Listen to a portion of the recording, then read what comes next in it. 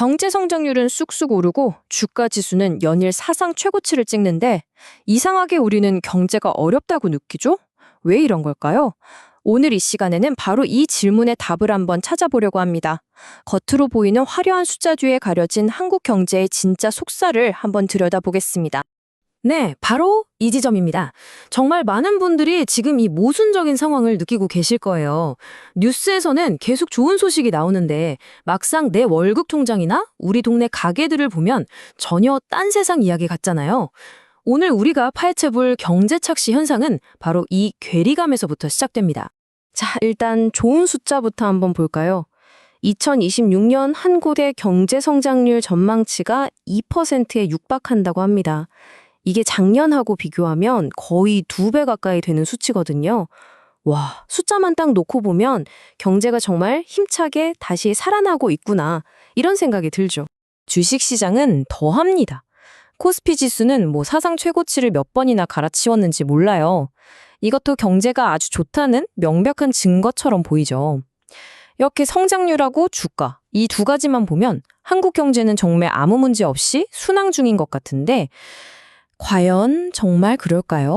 이제 슬슬 문제의 신호들이 보이기 시작합니다. 그 첫 번째가 바로 이 고환율이에요. 계속해서 높은 원달러 환율. 이게 그냥 단순한 숫자가 아니라 지금의 경제 상황을 완전히 다르게 해석하게 만드는 아주 중요한 열쇠거든요. 우리 경제가 얼마나 쪼개져 있는지를 보여주는 하나의 증상 같은 거죠. 자, 이 표를 한번 보세요. 고환율이라는 게 모두에게 나쁘거나 모두에게 좋은 게 절대 아닙니다. 자동차를 만들어서 파는 수출기업 입장에선 똑같이 1달러를 벌어도 원화로 바꾸면 더 많은 돈이 생기니까 완전 이득이죠. 가격 경쟁력도 생기고요. 하지만 반대로 기름처럼 원자재를 사와야 하는 수입기업이나 결국 그 물건을 사서 쓰는 우리 같은 소비자들은 어떨까요? 수입 물가가 오르면서 직격탄을 맞게 됩니다. 그러니까 핵심은 바로 이겁니다. 지금처럼 국내 소비, 즉 내수는 꽁꽁 얼어붙고 수출만 잘 되는 이 기묘한 상황에서는요, 고환율이 소수의 잘 나가는 수출 대기업들 배만 불려주는 역할을 하는 거예요. 반면에 대다수 국민들과 내수 기업들은 물가 상승 때문에 더 힘들어지는 거죠. 결국 경제적인 격차를 더 크게 벌려놓고 있는 셈입니다. 바로 이런 현상을 두고 전문가들은 초양극화라는 좀 무서운 말을 씁니다. 이게 그냥 격차가 좀 벌어지는 수준이 아니라는 거예요. 아예 서로 다른 두 개의 경제가 한 나라 안에서 따로 돌아가고 있는 것 같다는 거죠. 이게 얼마나 심각한지 실제 데이터로 한번 같이 보시죠. 우리에게 가장 와닿는 자산, 바로 부동산 시장부터 볼까요? 2023년 초와 비교했을 때 서울 아파트 값은 큰 폭으로 올랐습니다. 그런데 지방은 평균적으로 오히려 떨어졌고요. 5대 광역시는 그 하락폭이 더 큽니다.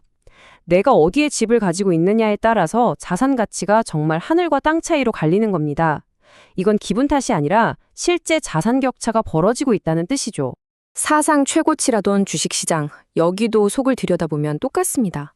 이 차트 좀 보세요. 코스피 지수가 오른 것의 절반 이상이 놀랍게도 삼성전자, SK하이닉스, LG에너지솔루션, 딱 이 세 개 기업이 다 끌어올린 겁니다.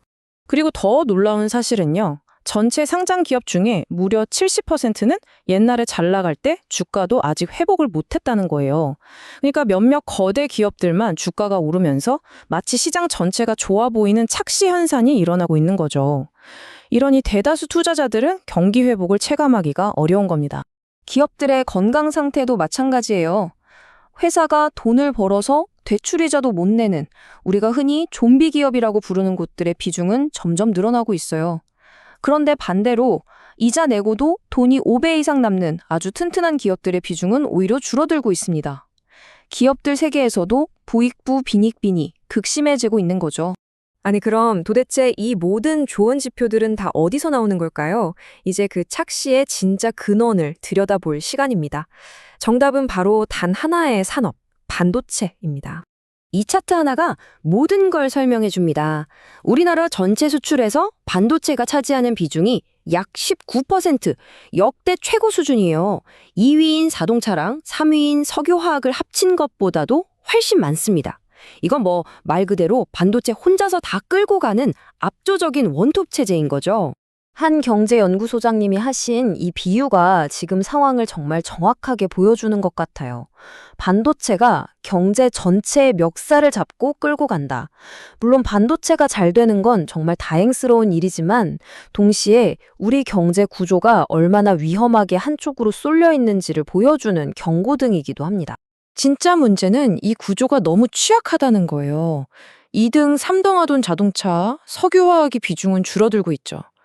요즘 잘 나간다는 K푸드나 K방산? 물론 좋지만 아직 전체 경제를 이끌기에는 규모가 너무 작습니다. 결국 반도체 경기가 혹시라도 꺾이는 날에는 한국 경제 전체가 휘청거릴 수밖에 없는 그런 구조가 되어버린 겁니다. 자, 바로 이 부분이 전문가들이 가장 걱정하는 지점입니다. 겉으로 보이는 좋은 숫자, 이 착시가 정책을 결정하는 사람들을 함정에 빠뜨릴 수 있다는 거죠. 이 위험한 순환 과정을 한번 보세요. 1단계, GDP나 코스피 같은 전체 지표는 아주 좋아 보입니다. 2단계, 이걸 본 정책 당국은 경제 괜찮네. 굳이 우리가 뭘 할 필요 없겠다라고 판단할 수 있습니다. 그리고 마지막 3단계, 그 결과 물밑에서 썩어 들어가고 있는 이 양극화 문제는 아무도 해결하지 않아서 점점 더 심각해지는 악순환에 빠질 수 있다는 무서운 경고입니다. 그래서 우리는 이 질문을 스스로에게 던져봐야 합니다. 우리가 바라는 경제 성장은 단순히 전체 파이의 크기만 키우는 성장일까요? 아니면 그 커진 파이가 모두에게 골고루 돌아가는 그런 성장일까요? 지금 우리가 겪고 있는 이 착시는 우리에게 진정한 경제적 성공이란 과연 무엇인지 근본적인 질문을 던지고 있습니다.